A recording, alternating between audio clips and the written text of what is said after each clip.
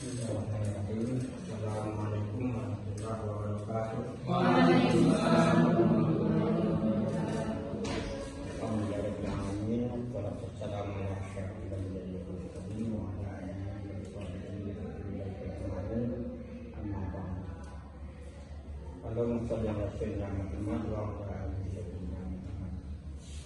Rekan mahasiswa yang saya banggakan dan yang saya muliakan, alhamdulillah pada kesempatan kali ini kita masih bisa berkumpul bersama-sama ya, dalam rangka mata kuliah yaitu atau metodologi pembelajaran Al-Quran.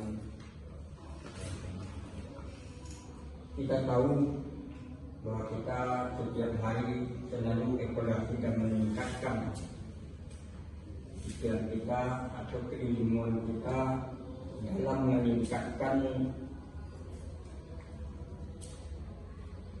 cara kita belajar dan cara kita mengajar. Sebab di dalam ayat 13 kita dituntut untuk berpikiran kritis dan logis. Sebagaimana ini kita baca di dalam ayat Al-Quran yang berbunyi A'udzubillahi minasyaitonirrajim. Bismillahirrahmanirrahim.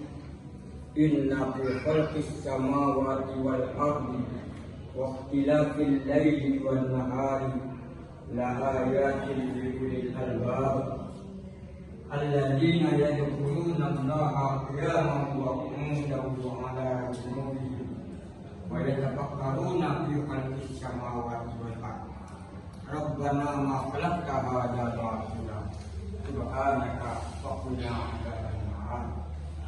Dari ayat ini, dari dalil ini, kalau kita memahami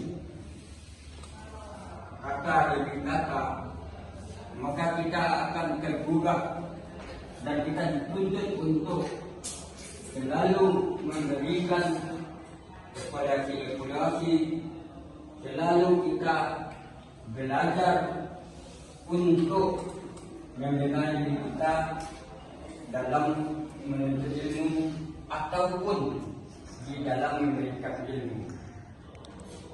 Sebagaimana di dalam ayat ini dikatakan bahwa penciptaan langit dan bumi saja, ya,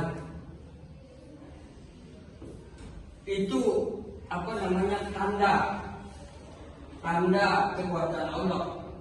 Bagi siapa? Bagi orang yang berpikir.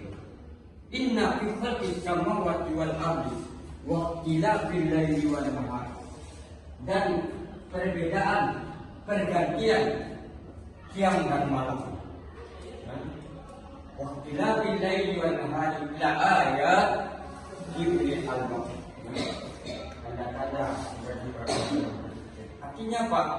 Di situ orang-orang berpikir, orang yang berpikir kritis, kemudian orang yang mau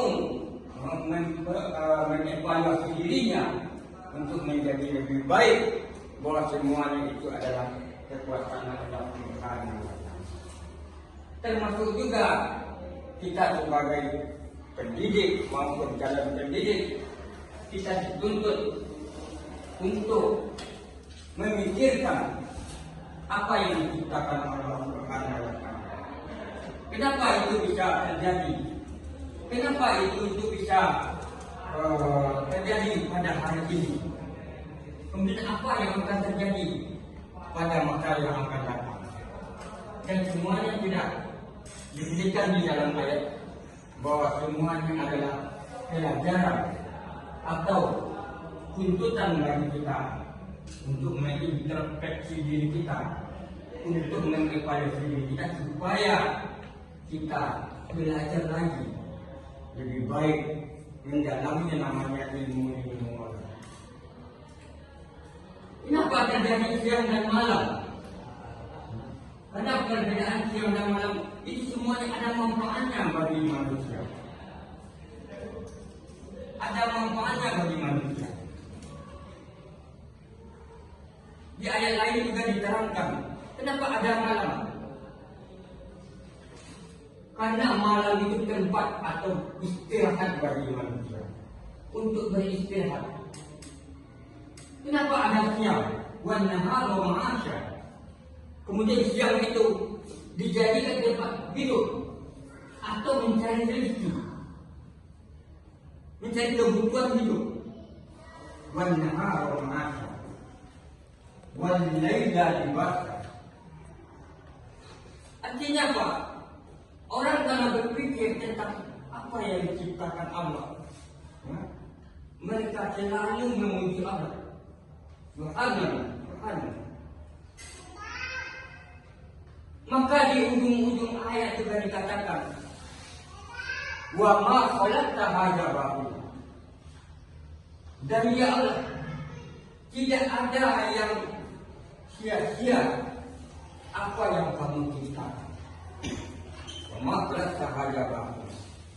Tidak ada yang batil, tidak ada yang sia-sia. Semuanya bermanfaat. Ada manfaatnya bagi manusia, ada manfaatnya bagi makhluk.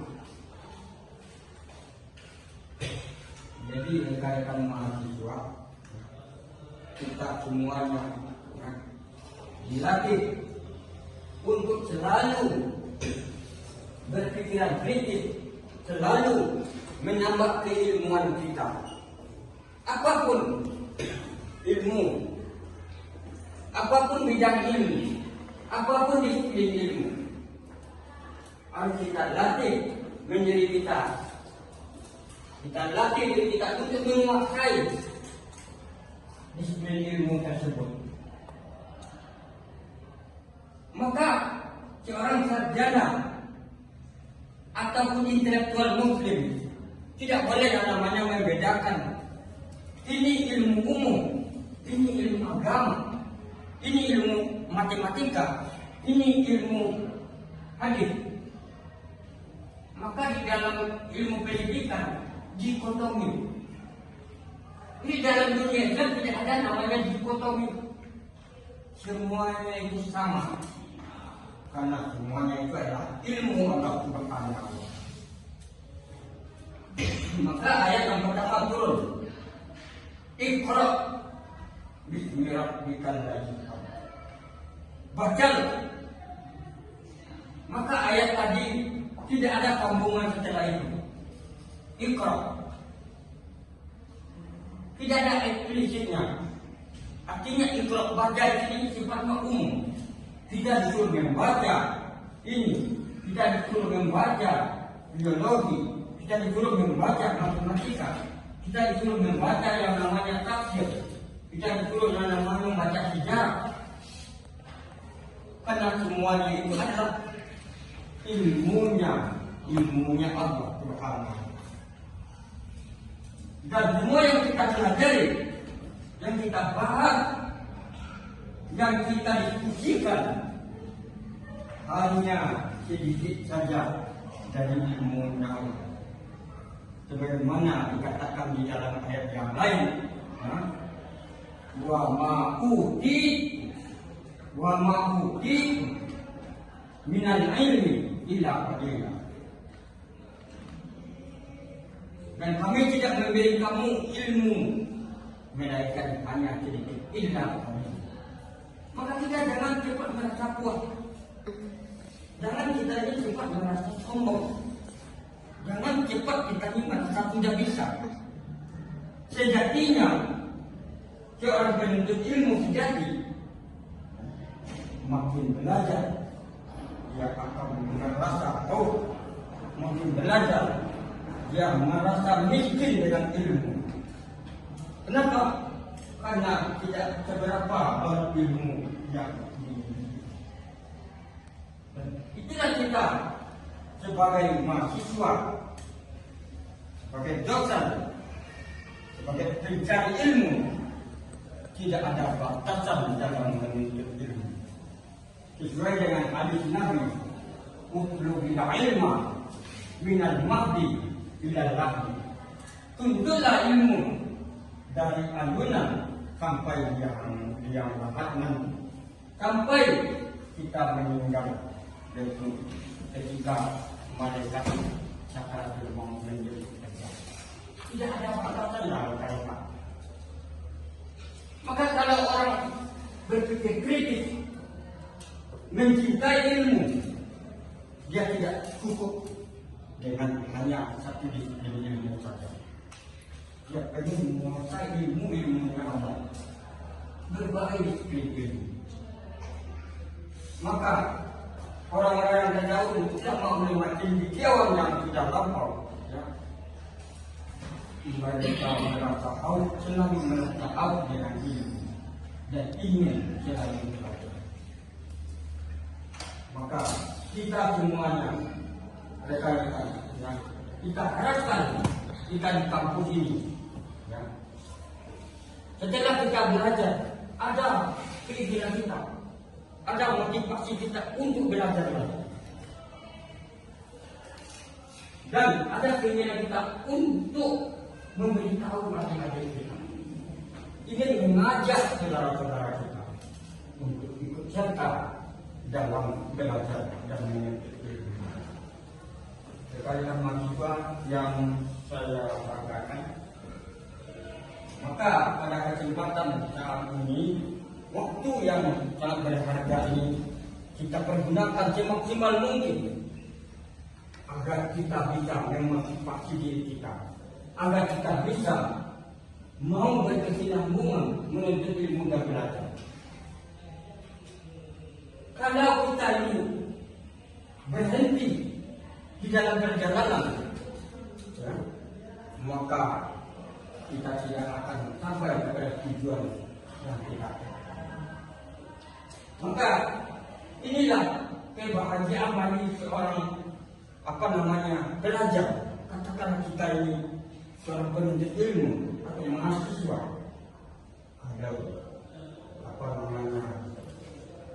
tujuan pembelajaran dicapai tahap demi tahap, itu merupakan kesenangan dan juga yang berharga bagi kita sebagai seorang mahasiswa, sebagai seorang mahasiswa. Kemudian di dalam kita, ya, memberikan ilmu nanti kepada peserta didik di masyarakat, di sekolah-sekolah, maka sudah kita dituntut untuk memberikan cara-cara atau strategi-strategi baru supaya peserta didik kita senang, semangat, dan ingin mau belajar lagi. Tidak cukup dengan ilmu yang kita miliki atau jurusan yang kita miliki, terbuka juga hatinya untuk menguasai disiplin ilmu yang lain. Kalau di kampus mungkin dikatakan ingin menguasai jurusan yang lain. Ini harapan kita semuanya.